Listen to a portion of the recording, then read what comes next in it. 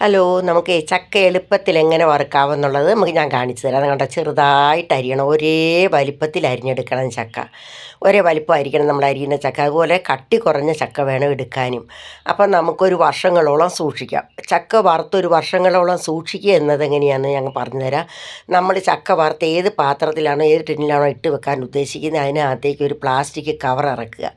ഇറക്കിയതിന് ശേഷം ചക്ക വറുത്ത് തണുത്തതിന് ശേഷം അതിനകത്ത് ഇട്ട് ആ പ്ലാസ്റ്റിക് കവർ നല്ലപോലെ കെട്ടി വെച്ചിട്ട് ഇത് പാത്രം അങ്ങ് അടച്ചാൽ നമുക്കൊരു വർഷത്തോളം ചക്ക സൂക്ഷിക്കാൻ പറ്റും. ഇനി ഞാൻ ചക്ക വറുക്കാൻ വേണ്ടി ഇത് ഫ്രൈ പാൻ അടുപ്പത്തേക്ക് വെച്ചിട്ടുണ്ട്. ഇതിലേക്ക് എണ്ണ ഒഴിച്ച് എണ്ണ അതാ ചൂടായി വരുന്നുണ്ട്. ഇത് പെട്ടെന്ന് വറുത്തെടുക്കുന്ന എങ്ങനെയാണെന്ന് ഞാൻ കാണിച്ചു തരാം. ഇതിലേക്ക് ആദ്യം തന്നെ നമ്മൾ കുറച്ച് മഞ്ഞൾപ്പൊടി ഇടണം. മഞ്ഞൾപ്പൊടി ഇട്ടതിന് ശേഷം പിന്നെ നമുക്കതിനകത്തേക്ക് കുറച്ച് ഉപ്പുപൊടി ഇടാം. നമ്മൾ ചക്ക വറുക്കുന്ന സമയത്ത് ഉപ്പുപൊടിയും മഞ്ഞൾപ്പൊടി ഇട്ട് വെക്കുന്ന സമയത്ത് എണ്ണ ചൂടാകുമ്പോൾ പെട്ടെന്ന് ചക്ക മൂത്ത് കിട്ടും. അന്നേരം നമുക്ക് ചക്ക വറുത്തെടുക്കാൻ താമസവും ഉണ്ടാകുകയില്ല. അതുപോലെ മാത്രമല്ല, ഒത്തിരി നേരം ചക്ക ഇളക്കിക്കൊണ്ട് നിൽക്കുകയും വേണ്ട. ഈ ചക്കയ്ക്കകത്ത് ഈ എണ്ണയ്ക്കകത്തേക്ക് ചക്ക ഇട്ട് നമുക്ക് അങ്ങനെ തന്നെ അങ്ങ് നിർത്തിയേക്കാം. ഒന്ന് ഇളക്കി ഒന്ന് അങ്ങ് നിർത്തിയേക്കാം നമുക്ക്. അപ്പം അതങ്ങനെ വരും, മൂത്ത് വരും. ഒരു 3/4 ഭാഗം മൂപ്പാകുന്ന സമയത്ത് നമ്മൾ ഇളക്കി കൊടുത്താൽ മതി. അപ്പോൾ പെട്ടെന്ന് തന്നെ ആ ചക്ക മൂത്ത് കിട്ടുകയും ചെയ്യും. ഒത്തിരി നേരം നമ്മളിങ്ങനെ ഇളക്കിക്കൊണ്ടിരിക്കുകയും വേണ്ട. നമുക്ക് പണി എളുപ്പമാണ്. നമുക്ക് മറ്റുള്ള ജോലികൾ ചെയ്യാൻ പറ്റും ചക്ക എണ്ണയ്ക്കകത്തിട്ടതിന് ശേഷം. കണ്ടോ, ഇപ്പോൾ ചക്ക ഒരുവിധം ഇതായി, ഒരു 3/4 ഭാഗം മൂപ്പായി തുടങ്ങി. ഇനിയാണ് ഈ ചക്ക ഇളക്കുന്നത് ഞാൻ. അല്ലാതെ ഒരുപാട് നേരം ആദ്യം ഒന്ന് ഇട്ടതിന് ശേഷം ഒന്ന് ഇളക്കിയാണ് ഇടുന്നത്. അത് കഴിഞ്ഞ് പിന്നെ നമ്മൾ ഇളക്കിക്കൊണ്ടിരിക്കുകയൊന്നും വേണ്ട. ചക്ക ഒരു 3/4 ഭാഗം മൂപ്പായതിന് ശേഷം ഇളക്കിയാൽ മതി. കണ്ടോ, ഇപ്പോൾ ഈ ചക്ക ഒരുവിധം എല്ലാം നല്ലോണം മൂപ്പായിട്ടുണ്ട്. അതല്ലാതെ ഒരു മീഡിയം ഫ്ലെയിമിൽ അങ്ങ് ഇട്ടിരുന്നാൽ മതി ചക്ക. അന്നേരം നല്ലപോലെ വെന്ത് മൂത്ത് വരും. അത് എണ്ണയ്ക്കകത്ത് ഈ മഞ്ഞൾപ്പൊടിയും ഉപ്പും ഇട്ട എണ്ണയ്ക്കകത്ത് കിടക്കുന്നത് കൊണ്ട് അങ്ങനെയുള്ളൊരു ഗുണമുണ്ട്.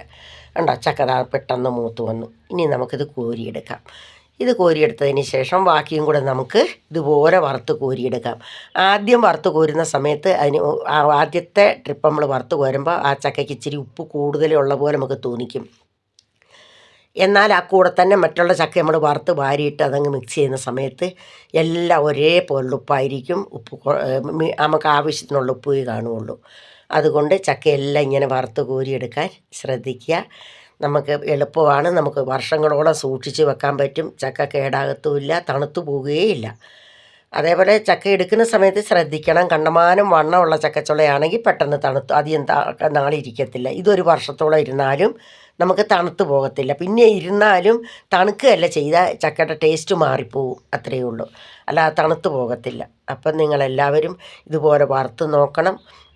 നിങ്ങളെല്ലാവരും എനിക്ക് സബ്സ്ക്രൈബ് ചെയ്യാത്തവർ സബ്സ്ക്രൈബ് ചെയ്യണം, ലൈക്ക് ചെയ്യണം, ഷെയർ ചെയ്യണം. നിങ്ങളുടെ എല്ലാവരുടെയും കമൻറ്റ് നിങ്ങൾ ഇത് ചെയ്ത് നോക്കിയതിന് ശേഷം ഇതിൻ്റെ എന്താണെന്ന് വെച്ചാൽ അതിൻ്റെ കമൻറ്റ് നിങ്ങൾ ചെയ്യണം. അപ്പം എല്ലാവർക്കും നന്ദി, നമസ്കാരം. ഞാൻ ഇനിയും നിങ്ങളുടെ അടുത്ത് ഒരു വീഡിയോ ആയിട്ട് വരുന്നതായിരിക്കും. ചക്ക വറുത്തത് എന്താ കാണിച്ചു തരാം. കണ്ടോ, ചക്ക വറുത്ത് വെച്ചിരിക്കുന്നത് കണ്ടില്ലേ? ഈ കളറിൽ നമുക്ക് ചക്ക വറുത്ത് കിട്ടും. നല്ല കളറുമാണ്, നല്ല ഇതായിട്ടിരുന്നോളും. അപ്പോൾ ചക്ക തണുത്ത് പോകത്തില്ല. ഇത് നല്ല സ്ക്രിപ്പിയാണ്. ഇതാ കണ്ടോ, ഞാൻ ഒടിച്ച് കാണിച്ചു തരാം നിങ്ങൾക്ക്. കണ്ടോ, നല്ല ഇതായിട്ട് അങ്ങനെ ഒരേ മൂത്ത് വരികയും ചെയ്യും. ഇങ്ങനെ ചെയ്യുന്നതാണ് നമുക്ക് ഏറ്റവും നല്ലത്. ഇങ്ങനെ ചക്ക വറുത്ത് സൂക്ഷിക്കുക നമ്മൾ. അപ്പം നമുക്ക് വർഷങ്ങളോളം ചക്കക്കാലമാണ്. ഇനി ചക്ക കൊണ്ട് ചെയ്യുന്ന ഓരോ വീഡിയോയും ഞാൻ ഇടുന്നതായിരിക്കും. നന്ദി, നമസ്കാരം. വേറൊരു വീഡിയോ കാണാം.